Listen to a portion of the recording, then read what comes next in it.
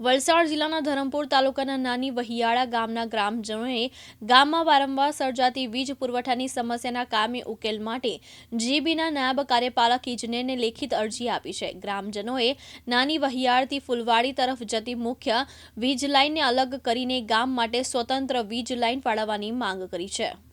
તેમનું કહેવું છે કે મુખ્ય લાઇનમાં ટેકનિકલ ખામી સર્જાતા નાની વહિયાળ સહિત અનેક ફળિયામાં વીજ પુરવઠો બંધ થઈ જાય છે, જેના કારણે રહેવાસીઓ, ખેડૂતો અને વેપારીઓને ભારે હાલાકી ભોગવવી પડે છે। અગાઉ અનેક રજૂઆત છતાં સમસ્યાનો કાયમી ઉકેલ આવ્યો નથી, તેથી હવે વહેલી તકે નિર્ણય લેવામાં આવે તેવી માંગ કરવામાં આવી છે। ગ્રામજનોએ ચેતવણી આપી છે કે જો સમયસર યોગ્ય કાર્યવાહી નહીં થાય તો ધરણા સહિતના લોકશાહી આંદોલનનો માર્ગ અપનાવવામાં આવશે। અરજીની નકલ પ્રાંત અધિકારી અને મામલતદારને પણ મોકલવામાં આવી છે। રજૂઆત સમય પૂર્વ સરપંચ દિલીપભાઈ સહિત મોટી સંખ્યામાં ગ્રામજનો હાજર રહ્યા હતા। હવે જીબી વિભાગ આ માંગ પર શું નિર્ણય લે છે તેના પર સમગ્ર વિસ્તારની નજર છે।